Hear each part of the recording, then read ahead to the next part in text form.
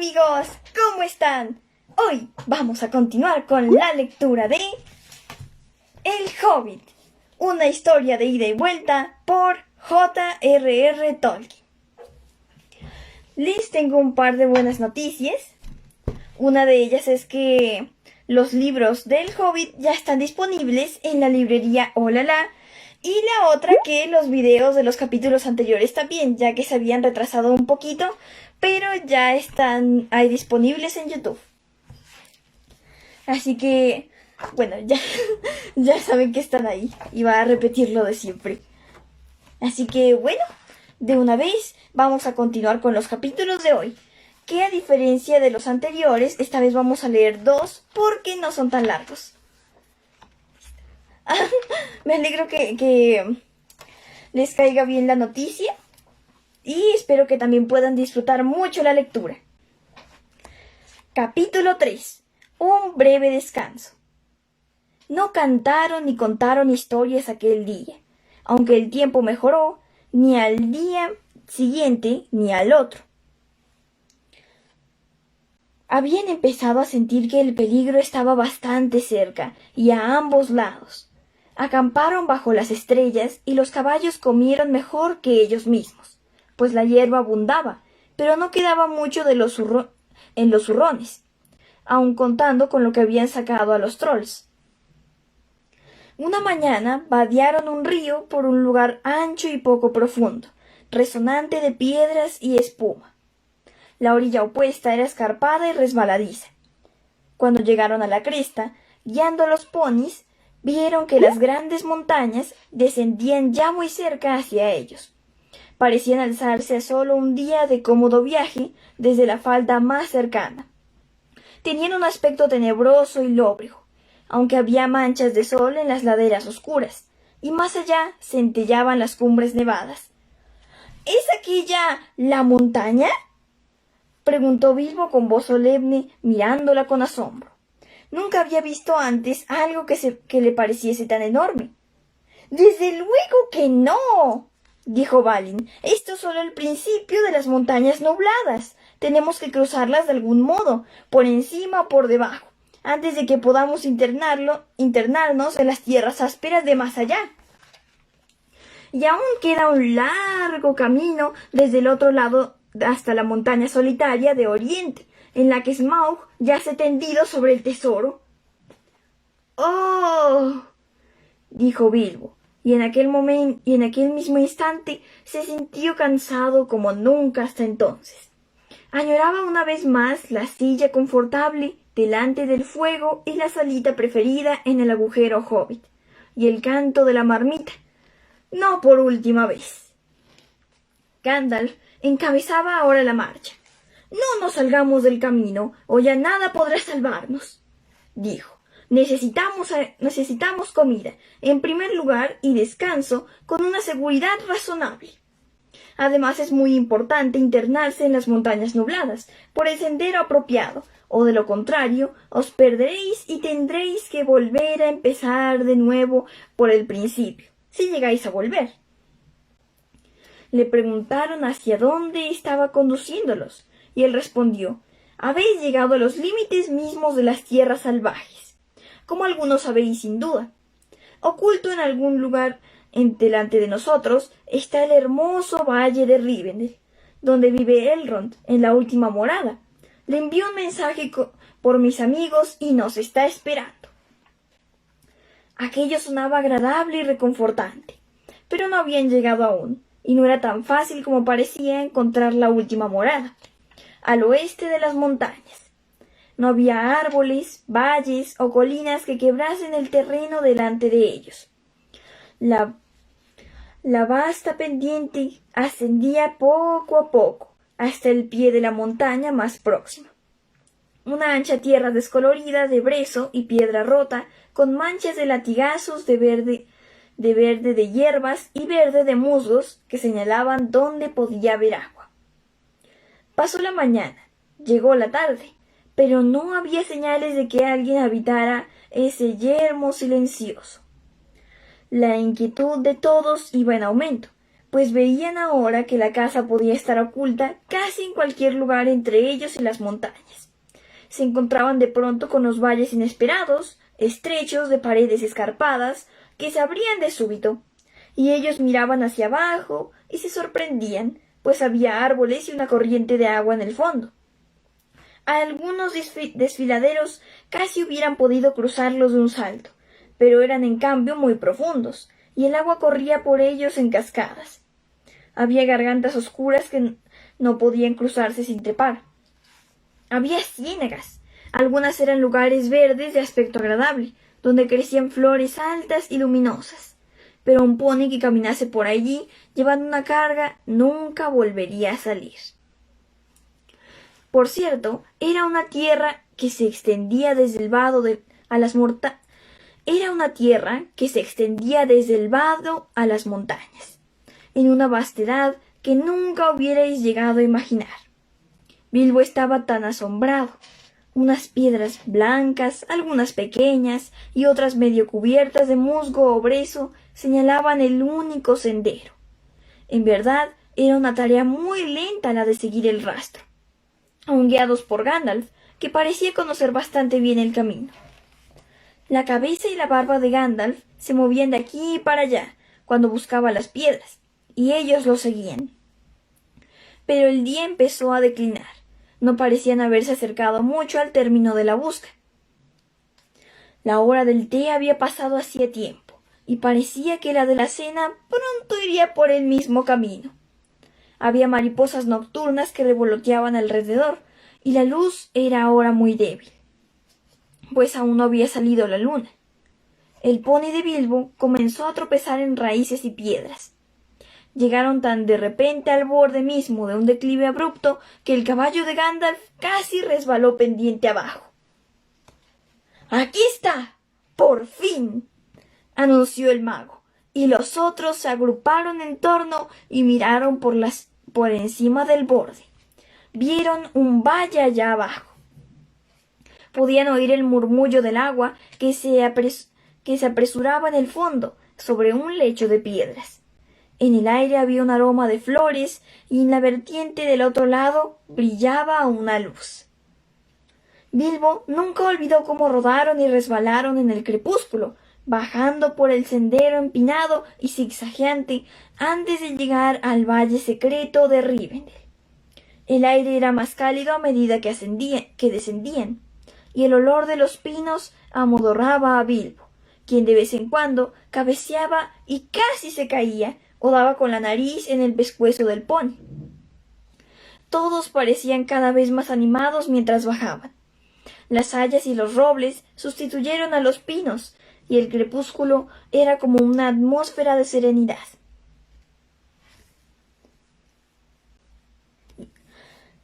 Disculpen, me perdí.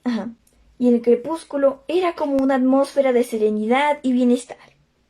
El último verde casi había desaparecido de la hierba, cuando llegaron al fin a un claro despejado, no muy por encima de las riberas del arroyo. Huele como a elfos, pensó Bilbo, y levantó los ojos hacia las estrellas. Ardían brillantes y azules. Justo entonces una canción brotó de pronto como una risa entre los árboles. —¿Oh, qué hacéis? ¿Y a dónde vais?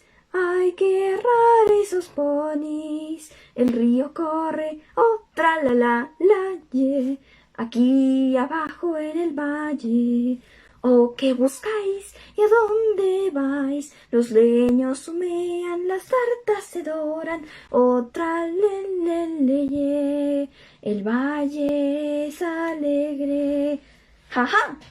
—Oh, ¿hacia dónde vais? Meneando las barbas. No sabemos qué trae a Bolsón. Y a Balin y a Dualin, abajo hacia el valle en junio. ¡Ja, ja! —Oh, aquí os quedaréis, o enseguida os iréis. Se extravían los ponis, la luz del día muere, sería malo irse. Mucho mejor quedarse. y escuchar y atender hasta el fin de la noche nuestro canto. Ja, ja. De esta manera reían y cantaban entre los árboles.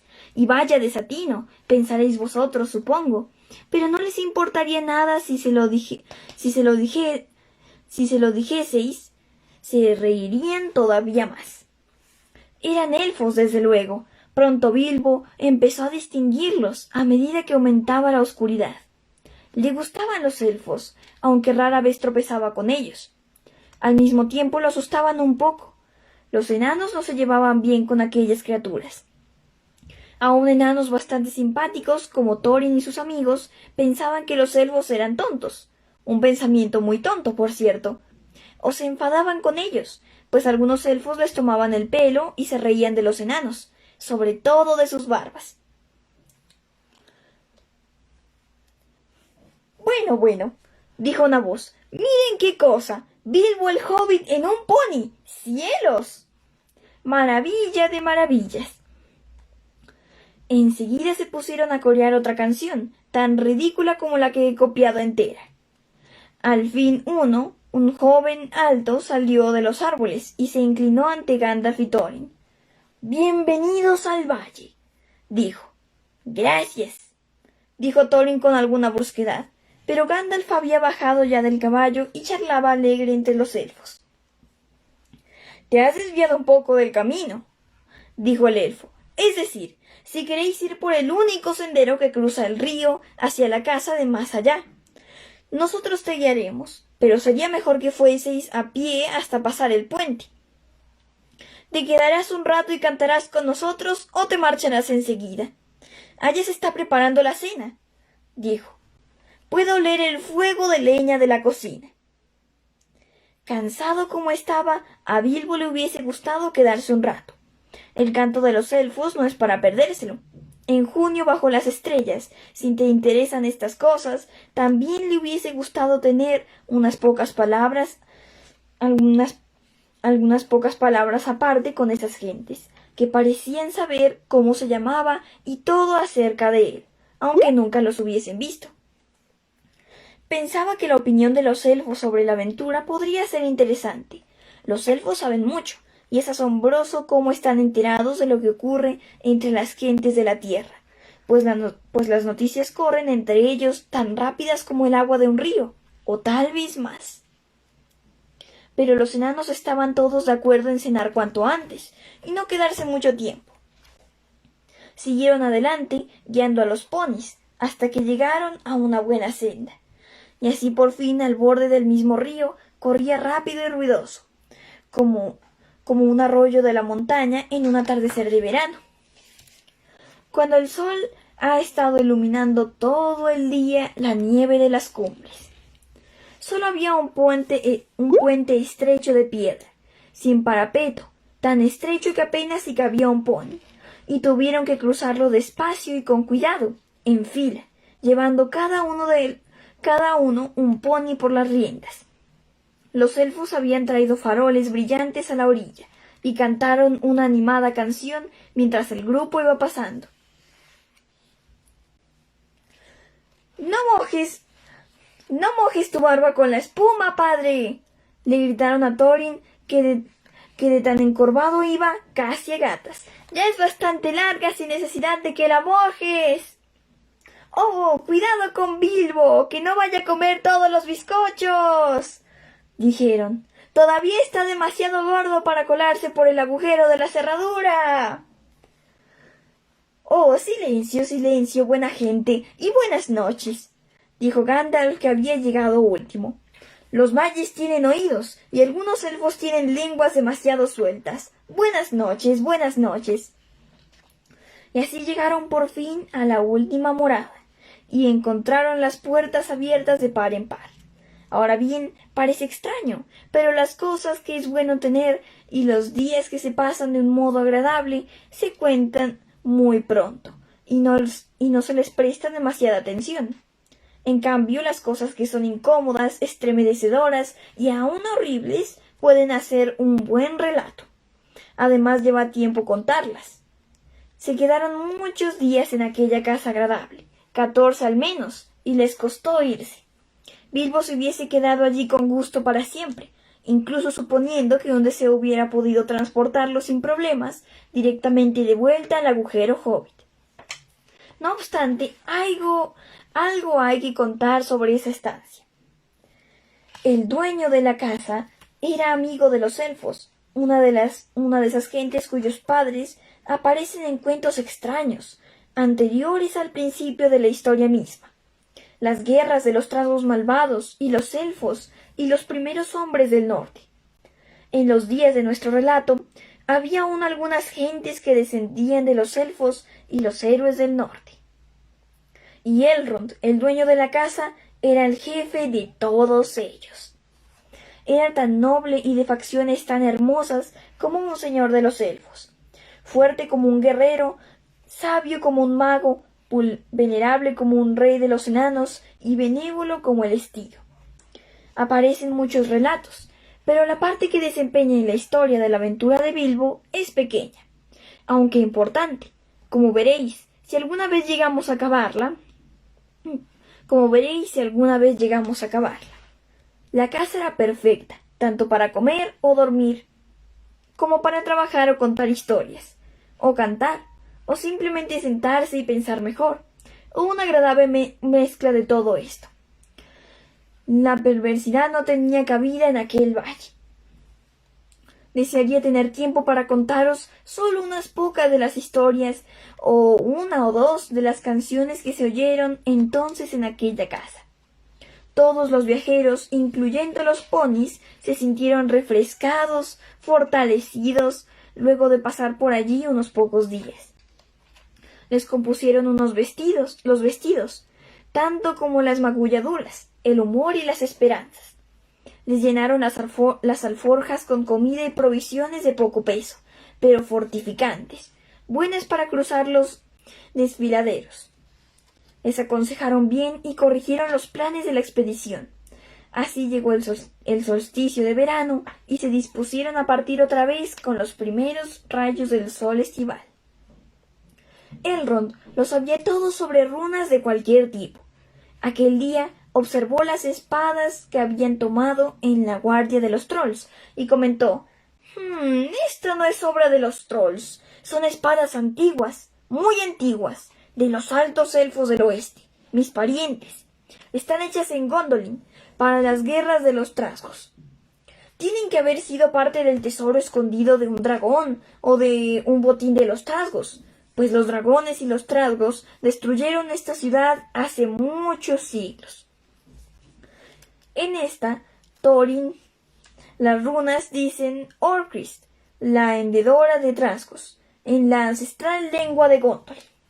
Fue una hoja famosa. Esta, Gandalf, fue Glamdring, martillo de enemigos. Una vez llevó el rey de Gondolin. Guardadlas bien. ¿De dónde las habrán sacado los trolls?, me pregunto, murmuró Thorin, mirando su espada con renovado interés. No sabría decirlo, dijo Elrond, pero puede suponerse que vuestros trolls habrán saqueado otros botines, o habrán descubierto los restos de viejos robos en alguna cueva de las montañas. He oído que hay quizá todavía tesoros ignotos en las cavernas desiertas de las minas de Moria, desde la guerra de los enanos y los trasgos. Thorin meditó estas palabras. «Llevaré esta espada con honor», dijo. «Ojalá pronto yenda trasgos otra vez». «Un deseo que quizás se cumpla muy pronto en los montes», dijo Elrond, «pero mostradme ahora vuestro mapa». Lo tomó y lo miró largo rato, y meneó la cabeza, pues si no aprobaba del todo a los enanos y el amor que le tenían al oro, odiaba a los dragones y la cruel perversidad de estas bestias, y se afligió al recordar la ruina de la ciudad del valle y aquellas campanas alegres y las riberas incendiadas del centelleante río rápido. La luna resplandecía en un amplio cuarto creciente de plata. Elrond alzó el mapa y la luz blanca lo atravesó. «¿Qué es esto?», dijo. «Hay letras lunares aquí junto a las runas. y dicen: 5 pies de altura, 3 pasan con holgura. ¿Qué son letras lunares?, preguntó el hobbit muy emocionado. Le encantaban los mapas, como ya os lo he dicho antes, y también le gustaban las runas y las letras, y las escrituras ingeniosas, aunque él escribía con letras delgadas y como patas de araña. Las letras lunares son letras rúnicas, pero no se pueden ver, dijo Elrond. No, al menos directamente. Solo se las ve cuando brilla la luna por detrás. Y en los ejemplos más ingeniosos, la fase de la luna y la estación tienen que ser las mismas que el día en que fueron escritas. Los enanos las inventaron y las escribían con plumas de plata, como tus amigos te pueden contar. Estas tienen que haber sido escritas en una noche del solsticio de verano con luna creciente, ya hace ya largo tiempo. ¿Y qué es lo que dicen?, preguntaron Gandalf y Thorin a la vez, un poco fastidiados, quizá de que Elrond las hubiese descubierto primero, aunque es cierto que hasta entonces no habían tenido la oportunidad y no volverían a tenerla quién sabe por cuánto tiempo. Estad cerca de la piedra gris, cuando llame el zorzal, leyó Elrond, y el sol poniente brillará sobre el ojo de la cerradura con las últimas luces del día de Durin. ¡Durin! ¡Durin!, exclamó Thorin. Era el padre de los padres de la más antigua raza de enanos, los barbiluengos, y mi primer antepasado. Yo soy el heredero de Durin. —¿Pero cuándo es el día de Durin? —preguntó Elrond. —El primer día del año nuevo de los enanos —dijo Thorin—. Como todos sabéis, sin ninguna duda, el primer día de la última luna del otoño, en todos los umbrales del invierno. Todavía llamamos día de Durin aquel en que el sol y la última luna de otoño están juntos en el cielo. Pero me temo que esto no ayudará, pues nadie sabe hoy cuánto este tiempo se presentará otra vez.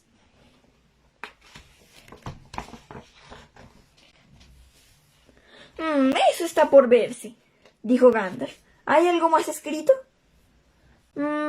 Nada que se revele con esta luna, dijo Elrond, y le devolvió el mapa a Thorin.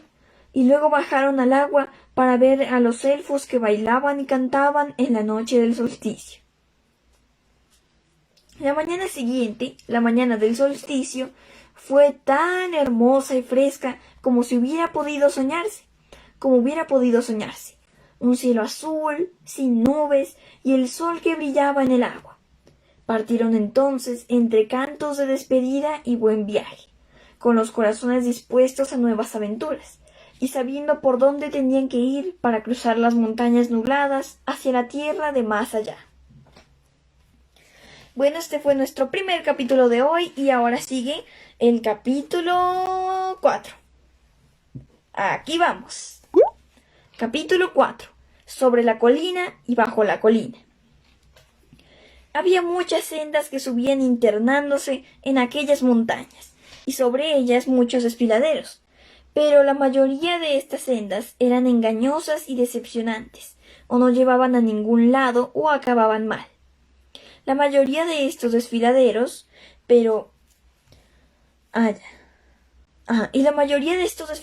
estaba infestada de criaturas malvadas y de peligros horrorosos. Los enanos y el hobbit, ayudados por el sabio consejo de Elrond y los conocimientos y la memoria de Gandalf, tomaron el camino que llegaba al desfiladero apropiado. Muchos días después de haber remontado el valle y de dejar millas atrás la última morada, todavía seguían subiendo y subiendo. Era una senda escabrosa y peligrosa, un camino tortuoso, desierto y largo.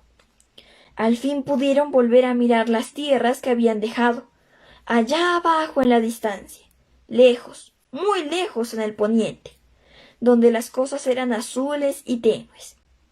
Bilbo sabía que estaba su propio país, con casas seguras y cómodas y el pequeño agujero hobbit. Se estremeció. Empezaba a sentirse un frío cortante allá arriba, y el viento silbaba entre las rocas. También a veces unos cantos rodados bajaban a altos por las laderas de la montaña.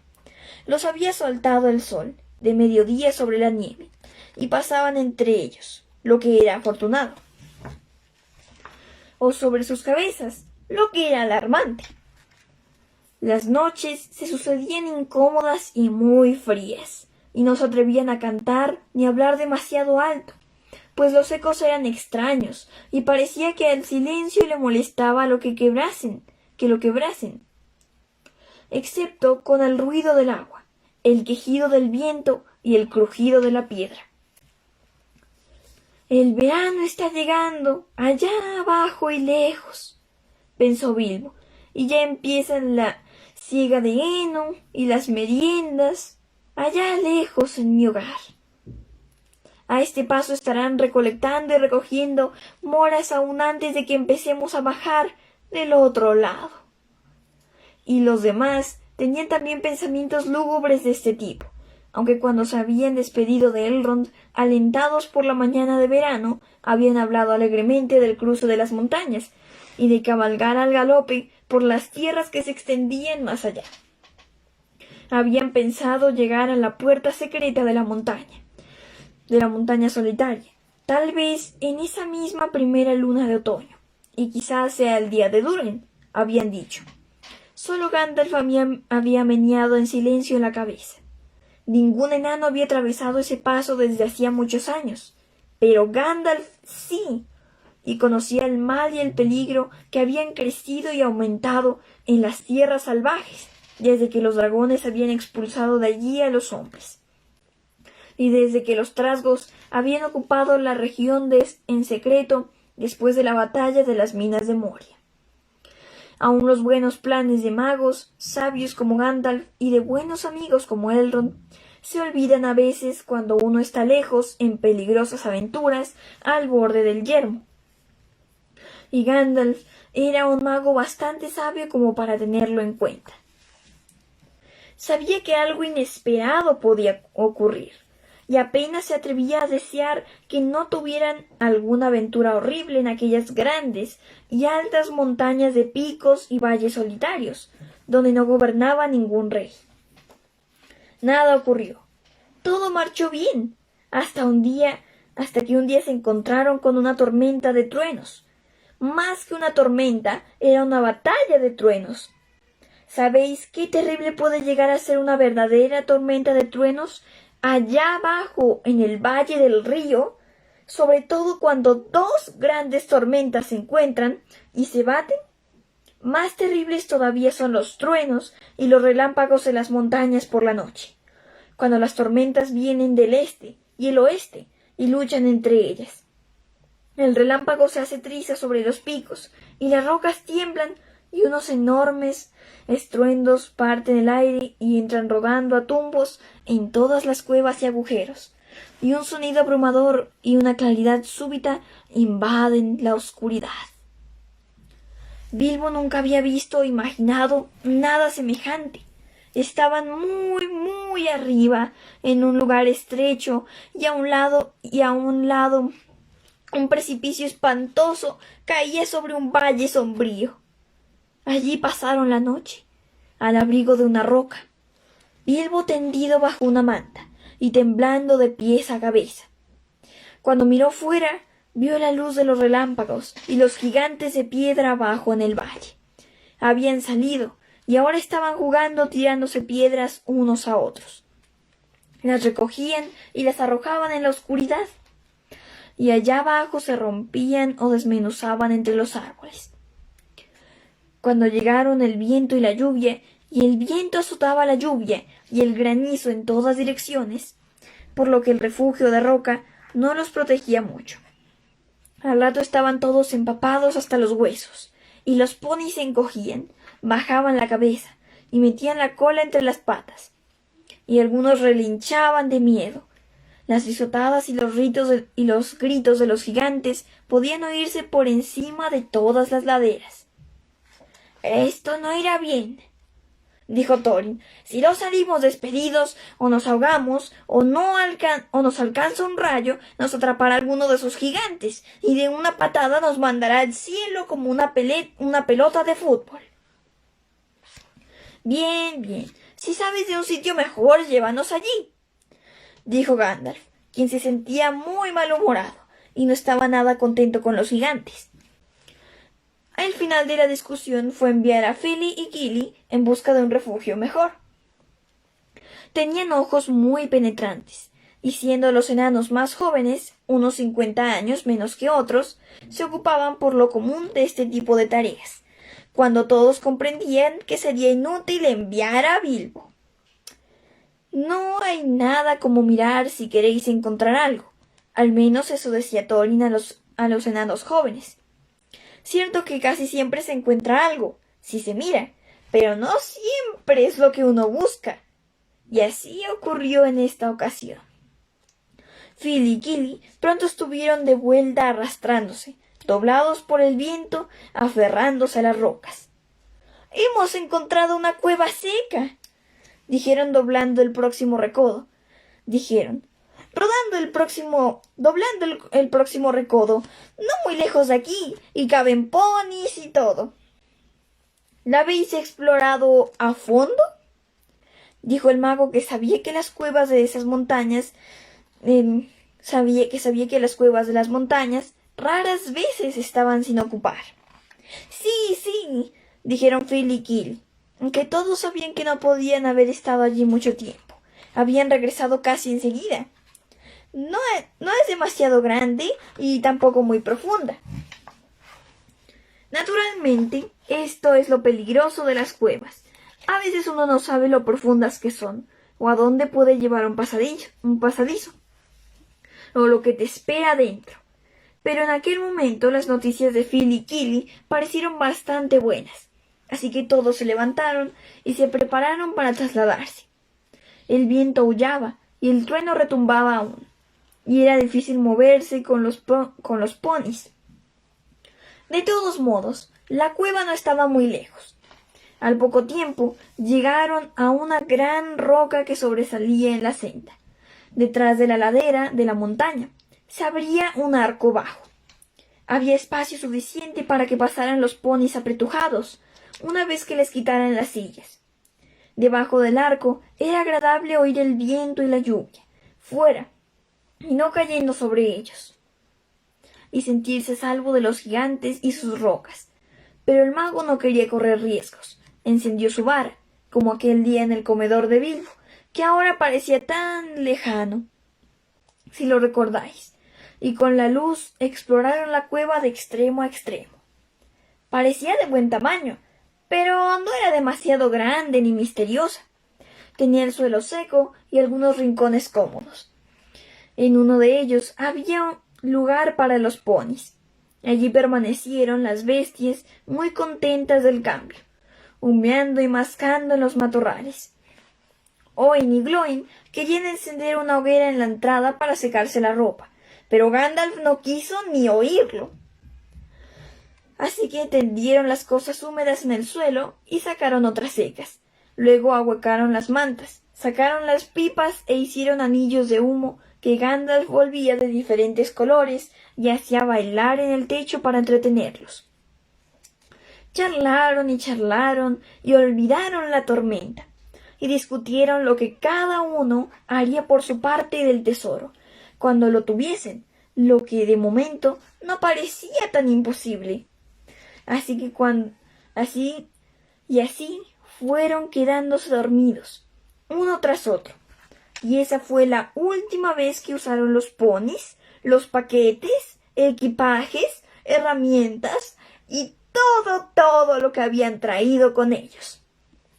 No obstante, fue una suerte esa noche que hubiesen traído al pequeño Bilbo, porque por alguna razón Bilbo no podía dormirse hasta muy tarde, y luego tuvo sueños horribles. Soñó que una grieta en la pared del fondo de la cueva se agrandaba y se agrandaba, abriéndose más, y él estaba muy asustado, pero no podía gritar, ni hacer otra cosa que seguir acostado, mirando.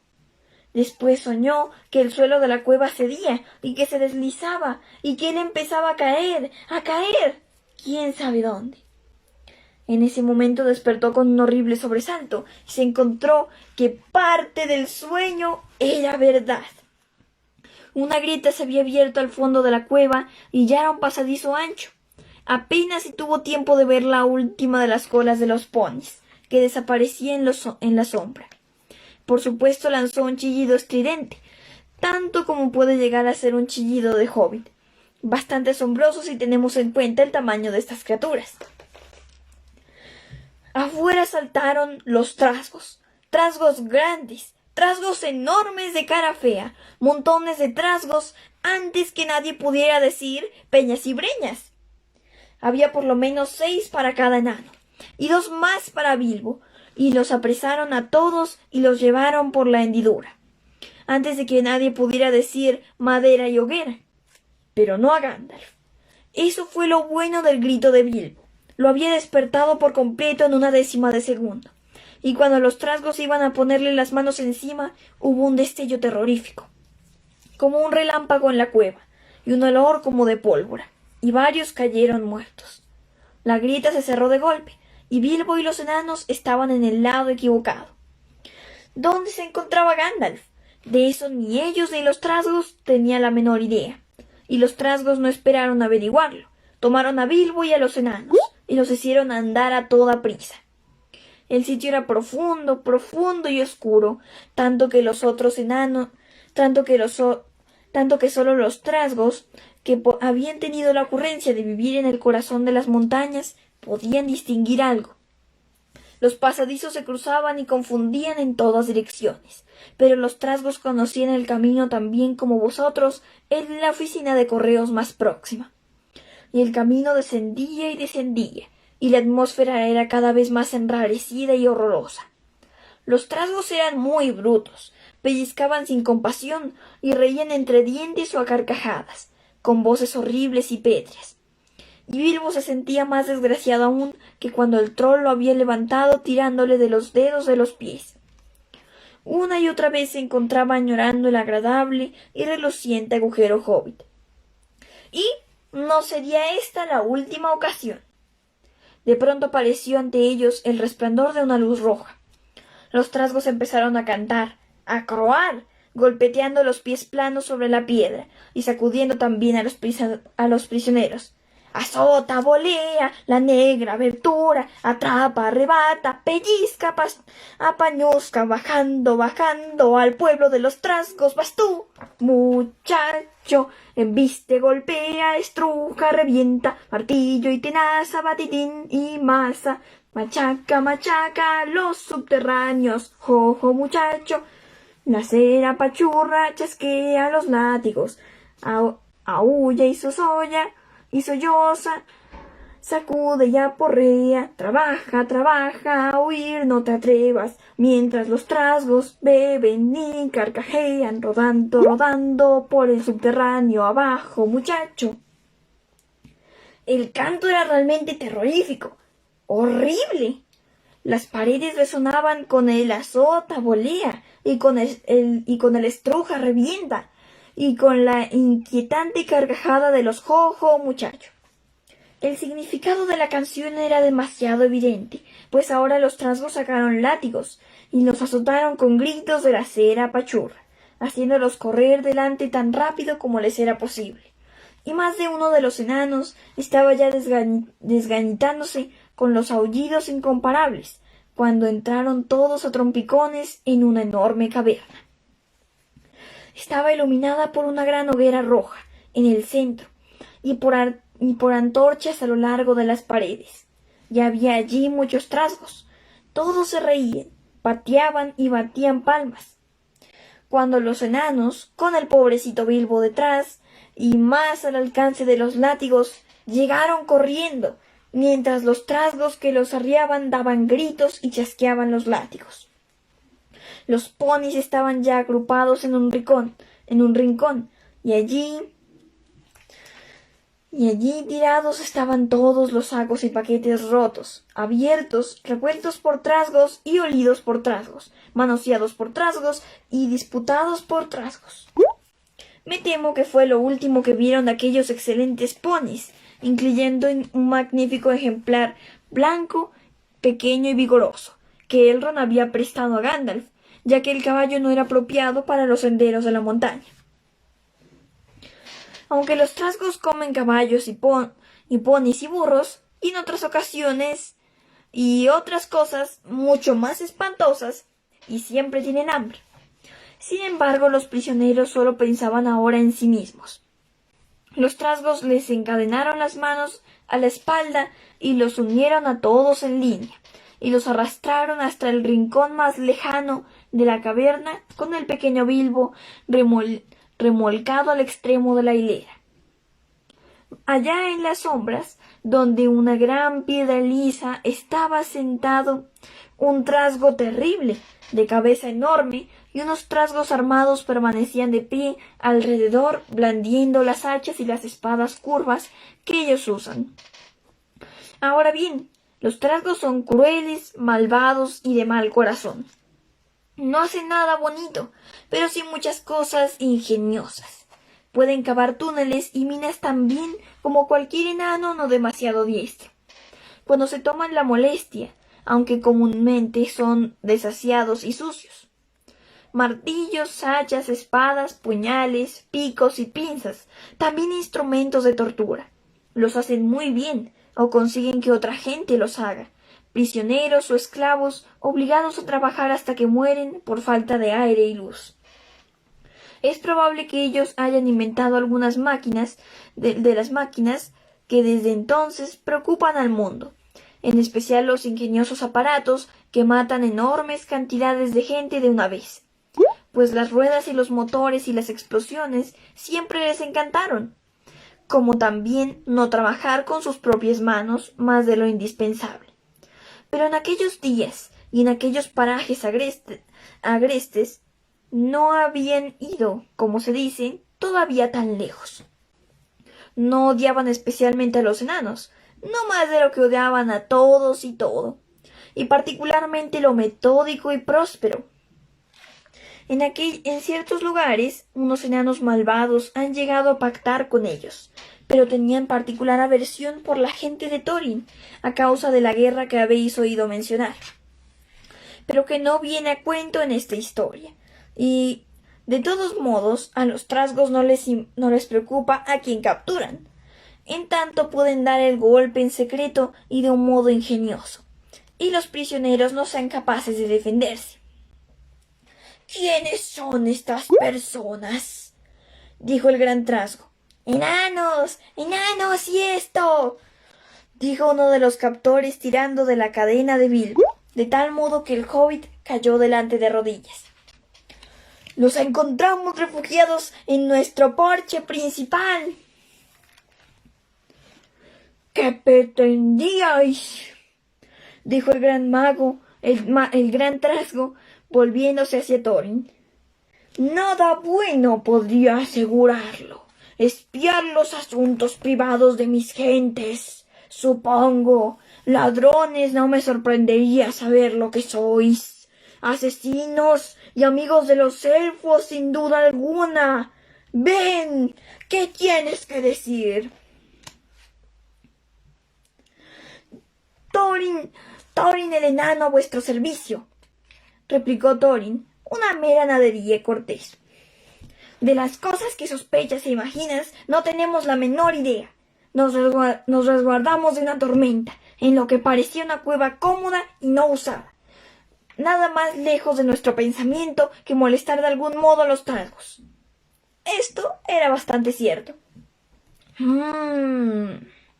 Gruñó el gran trasgo. Eso es lo que dices. Podría preguntarte qué hacías allá arriba en las montañas, y de dónde venís, y a dónde vais. En realidad me gustaría saber todo sobre vosotros. No digo que pueda serviros de algo, Thorin escudo de roble.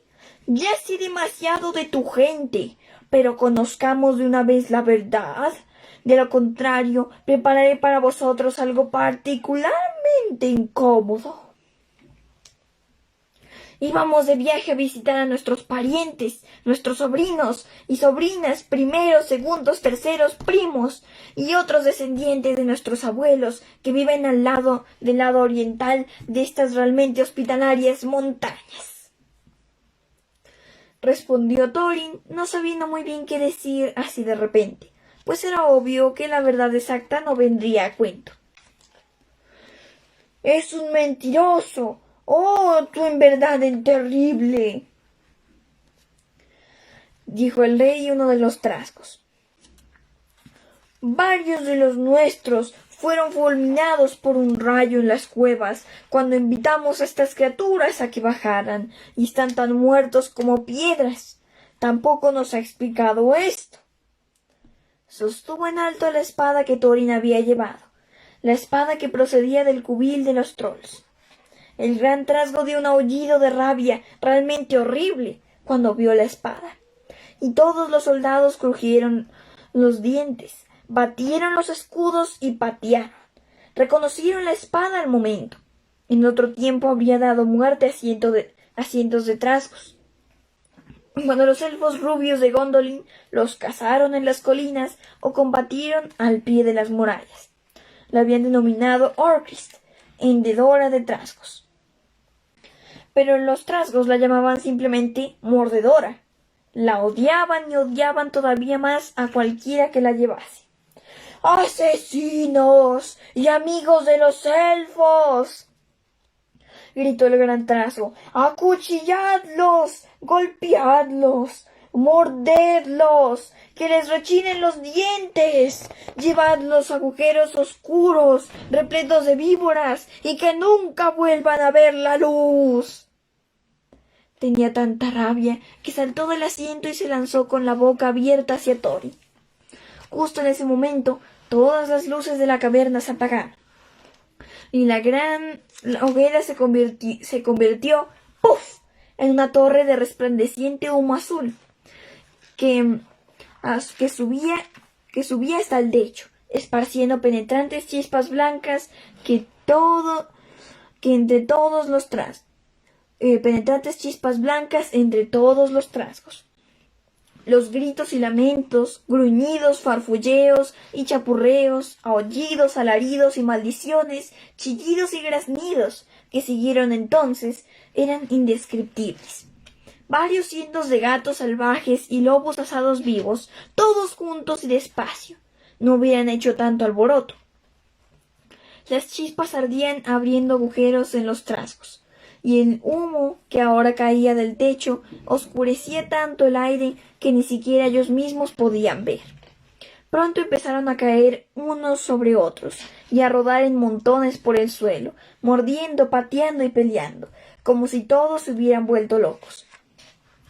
De repente, una espada destelló con luz propia. Bilbo vio que atravesaba de lado a lado el gran trasgo. Mudo de asombro y furioso a la vez, cayó muerto. Y los soldados trasgos, huyendo y gritando delante de la espada, desaparecieron en la oscuridad. La espada volvió a la vaina. ¡Seguidme aprisa!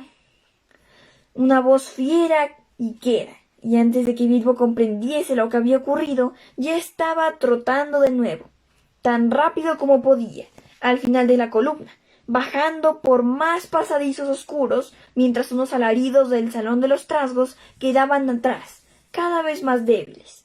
Una luz pálida los guiaba. ¡Más rápido, más rápido!, decía la voz. Pronto volverán a encender las antorchas. ¡Espera un momento!, dijo Dori, que estaba detrás, al lado de Bilbo, y era un excelente compañero. Como mejor pudo con las manos atadas, consiguió que el hobbit se le subiera a los hombros, y luego echaron a todos a correr. Con un tintineo de cadenas y más de un tropezón, ya que no tenían manos para sostenerse, no se detuvieron por un largo rato, cuando ya estaban sin duda en el corazón mismo de la montaña. Entonces Gandalf encendió la vara. Por supuesto, era Gandalf. Pero en ese momento todos estaban demasiado ocupados para preguntar cómo había llegado allí.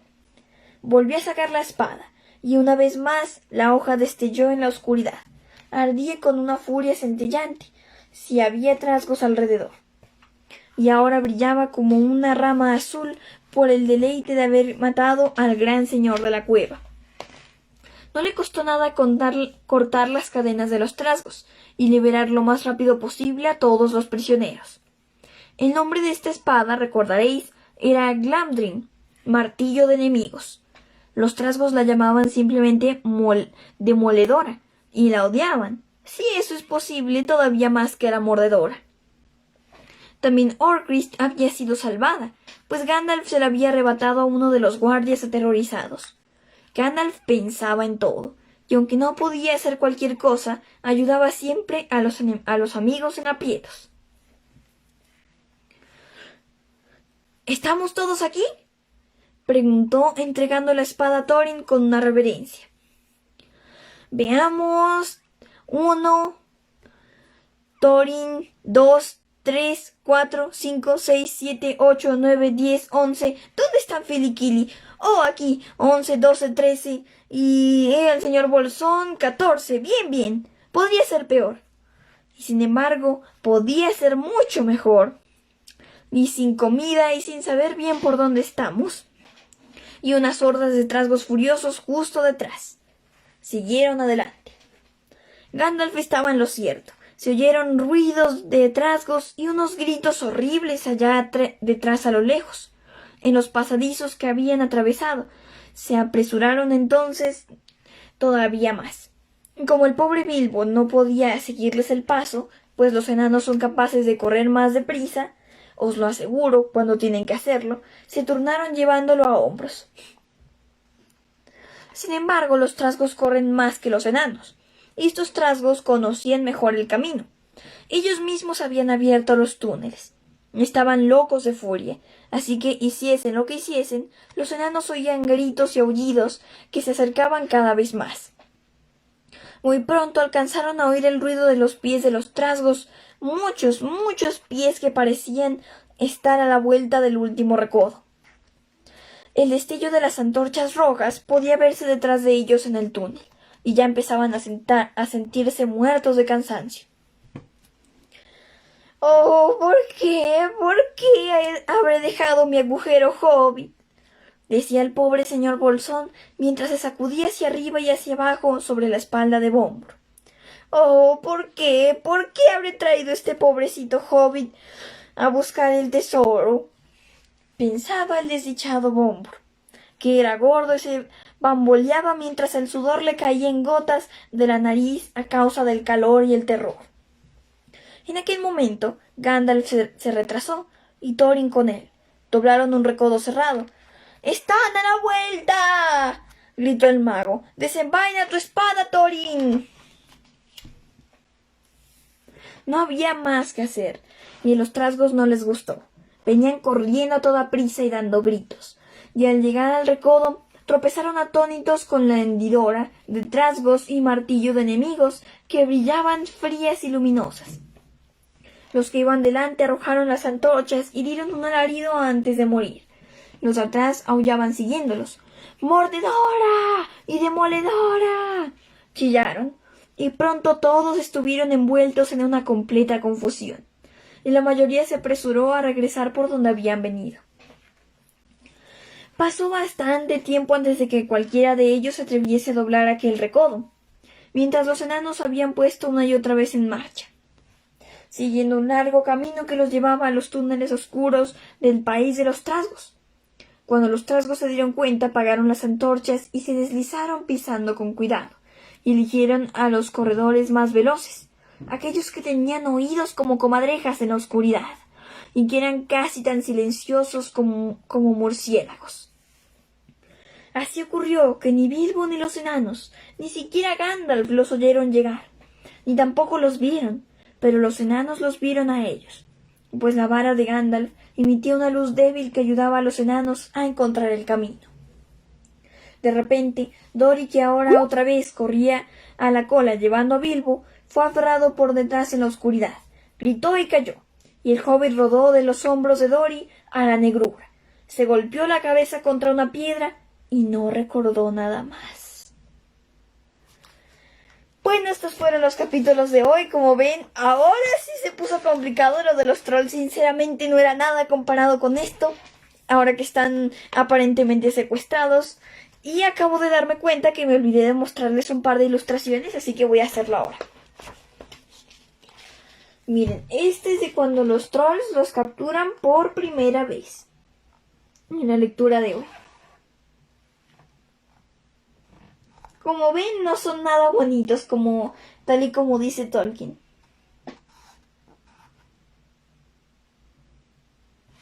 Y aquí hay otra que es ya de la última página.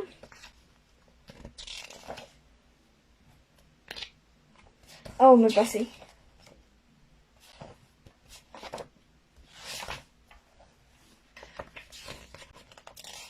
Aquí está.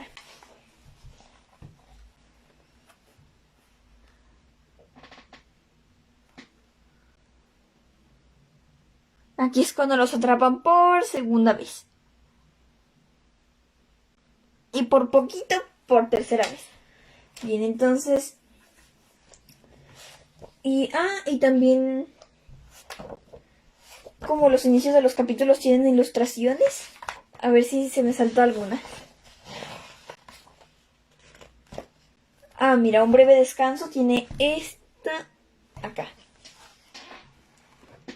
Creo que sí me olvidé de mostrarles varias ilustraciones.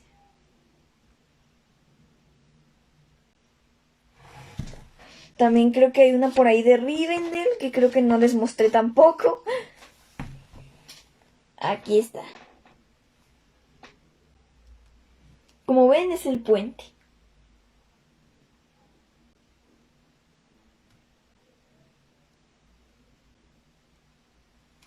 Y por último, creo que cuando empieza el segundo capítulo que leímos hoy, que es este.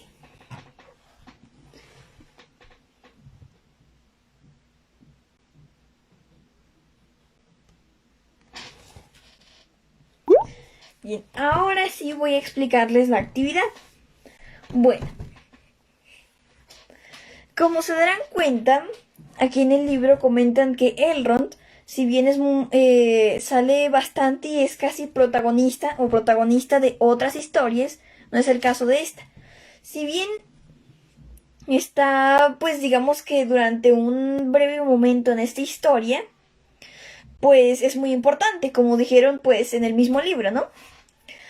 ¿Y cuál fue su trabajo aparte de darles alojamiento y descanso al Gandalf, los enanos y Bilbo?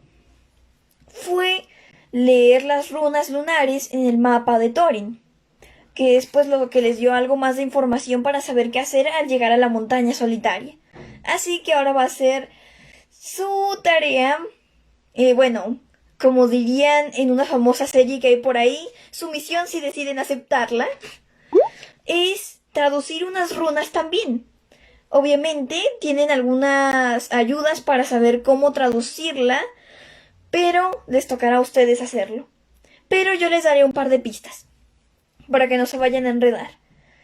Ahí mismo, como se darán cuenta en la hoja que explica qué runa pertenece a cada letra de nuestro alfabeto, también hay algunas runas que sirven para dos letras. Por ejemplo, creo que la V y la W, la V y la U son una sola runa que sirve para ambas letras. Y también creo que es el caso de la I y la J y otras más. Y otra cosa sumamente importante. La Q es una mezcla de dos símbolos. Así que, pues cuando vean en su hoja que hay dos símbolos que están juntos, dos runas que están juntas, esa es la Q. Entonces, si se dan cuenta que en el texto que están traduciendo hay algo con una letra que no encaja, pueden probar si esa runa tiene una letra alternativa, como el caso de la U y la V, y a ver si así tiene sentido. Bueno, pero hasta aquí lo dejo para que ustedes puedan traducirla a ustedes mismos y espero que sea algo que disfruten mucho. ¡Hasta la próxima! ¡Muchas gracias!